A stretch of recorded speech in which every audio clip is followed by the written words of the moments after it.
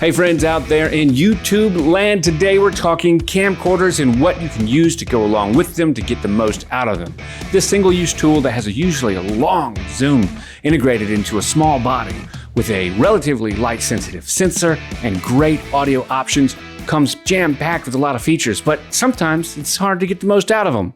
Sometimes you just need a camcorder, and when you do, sometimes you need a gimbal, an audio interface, sometimes you need a live streaming device. Today, that's what we are talking about. Guys, Rob here with Robert Hand Photography. I've been using these types of tools forever, and I wanted to share my experience with you. This video has been a long time in the running, so I'm happy to share with you some of the things I use today. We're going to be talking about 3 of those things, specifically the gimbal, the audio interfaces, or the lavalier mics that I like to use, as well as my live streaming solution for things like this camcorder right here.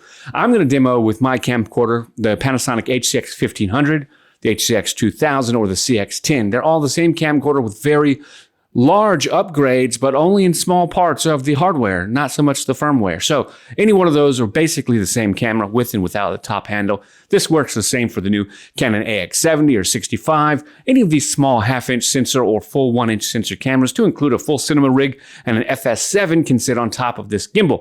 We're going to be talking about how we use those things today to make it easy for you to get the shots that you want. Whew. Now that that's been said, let me give you a shameless plug. Guys, I make this video for you to answer your questions. If I help you in any way, please use the Amazon links when you're shopping for whatever it may be, as well as hit me up with a cup of coffee through PayPal if you seem inclined. I'll truly appreciate it. Enough with my shameless plug. Let's move into it. Friends, if you've watched this channel for any amount of time, you know that this camera right here, the HCX 1500, it's set up like the HCX 2000, has a really spotty track record with me, but you know it's one of the cameras that changed my life. I absolutely love this camera for many, many reasons. One of the reasons I like this camera so much is the image quality. I like it. It's excellent and it's portable, and my images, my stuff just looks good, guys. I love this little camera. And look, it's tiny, okay? But how can we actually get a little bit more use out of the camera? It does have some excellent steady shot built inside. Panasonic's image stabilization is really quite awesome. It's been that way ever since Micro Four Thirds. Panasonic has been late to the game for things like phase detect autofocus, but they have always been on top of the charts when it comes to things like image stabilization. That does not end here. This Panasonic HCX 1500 and the new HCX2 and HCX20 and the AGCX 350, these cameras have excellent image stabilization built in along with this one. This is the new generation of cameras with the Panasonic stabilization, and it really does not disappoint. But what happens when you need a little bit more? Like sometimes a handheld shot just looks handheld until you get it on a gimbal. Well, that's what we've got today. And the first thing I want to talk about is why I use a gimbal with my Panasonic HCX 1500 or other camcorders.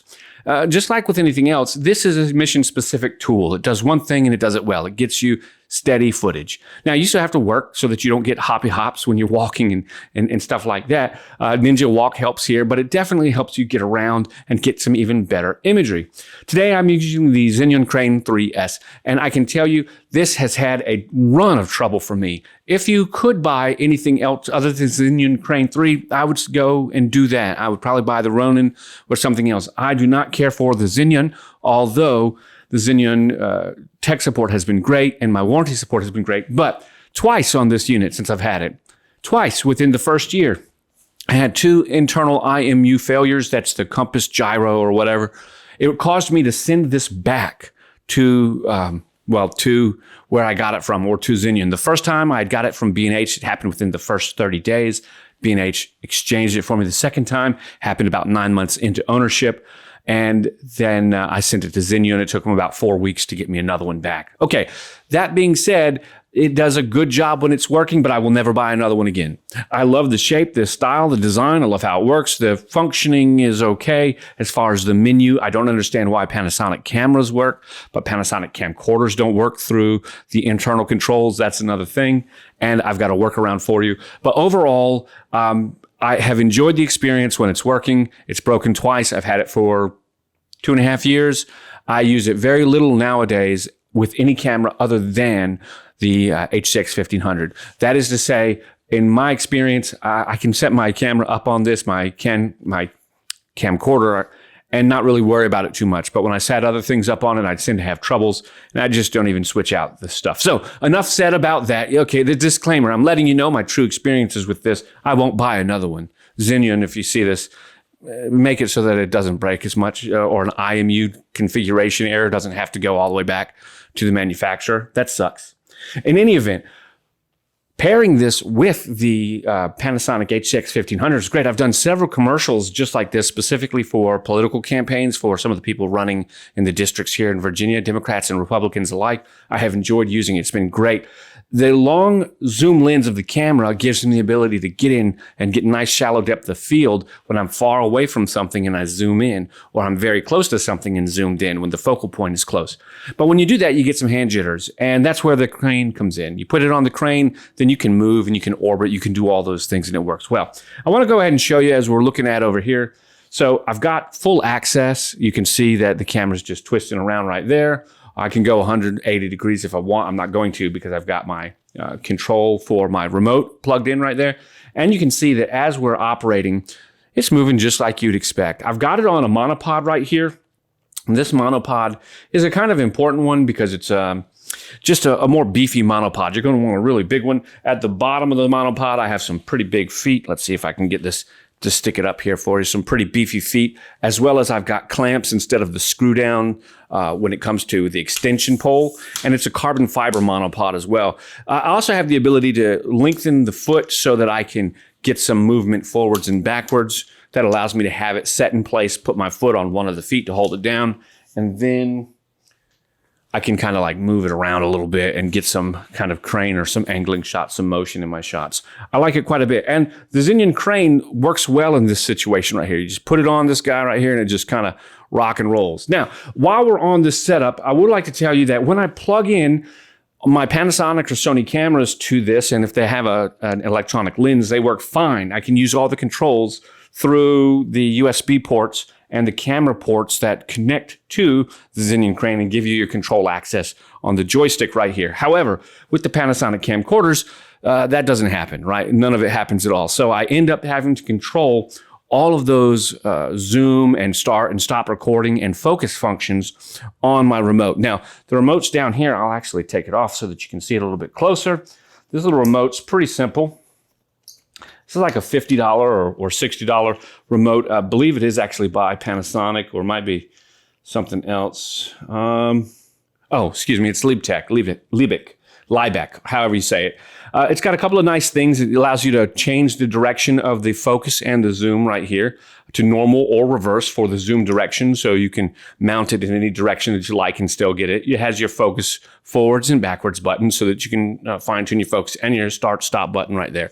So it works out really great. The way that I have it put up here is I just put it at the bottom of my handle right there, and then I just, as you can see, tighten it down.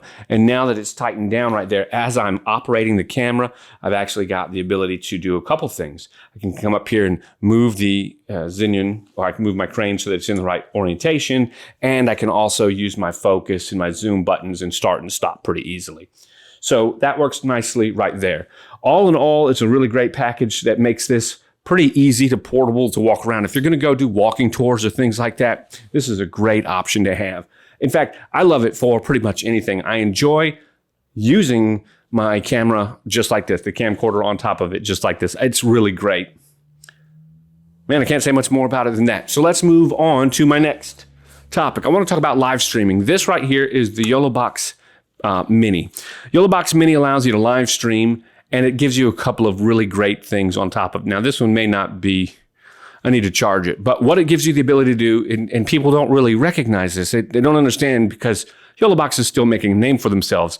In my opinion, they are the #1 on-camera device for live streaming. I mean, you can't just put a computer on top of this. Let's say you wanted to stream with this and several cameras. Well, how would you do it? Well, if you didn't know any better, you'd think you'd like, yeah, I'm going to use the Blackmagic, the ATEM Mini or the Mini Pro or something like that. And then you're going to need a computer to hook it up to. But if you get the Pro Blackmagic, you can hook it up to a computer and then load in an internet streaming destination, your RTMPS and your hand sync and all that other stuff.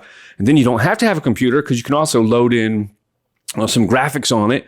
And you have to remember what those are. So you have to have the ATEM Mini Pro and then you have to have an external monitor, and then you have to have a way to connect it to your camera and then mount it on your camera. And then, my goodness, we're just going too far out of there. All you need to connect to the internet and stream live with any camera, anything with an HDMI or a USB port that has a video out, is a YoloBox Mini, a YoloBox Pro, whatever.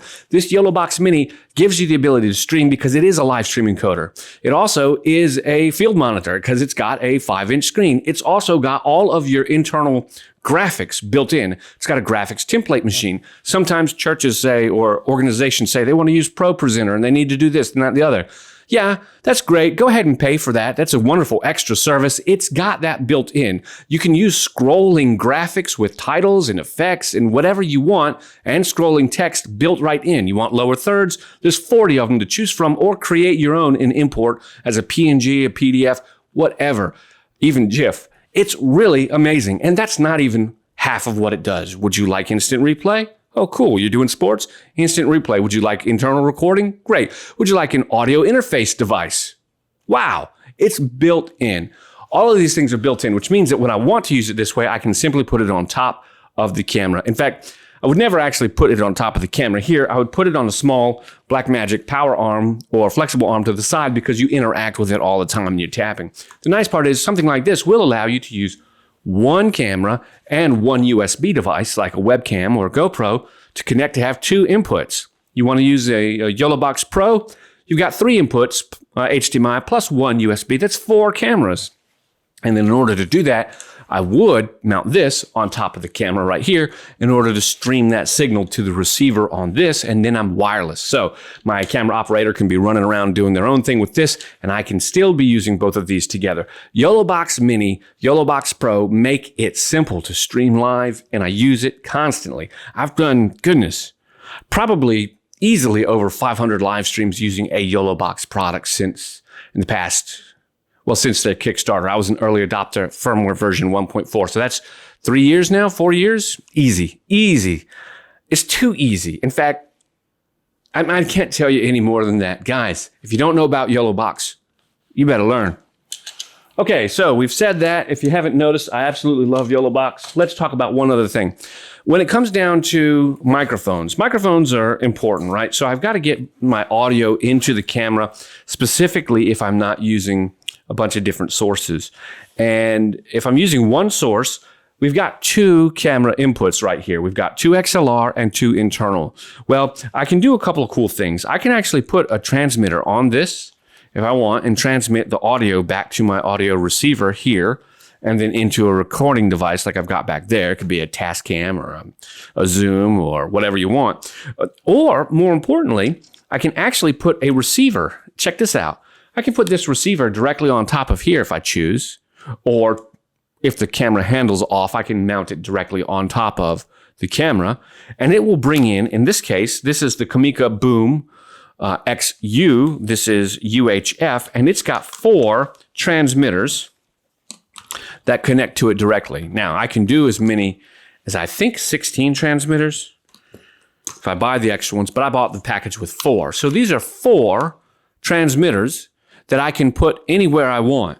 So if you were thinking about a wedding, groom, pastor, above them, hanging down with a little drop mic in the arbor if there is one there, or on a table where, or not a table, but at the microphone stand where people might be giving dedications, and a special one for a singer.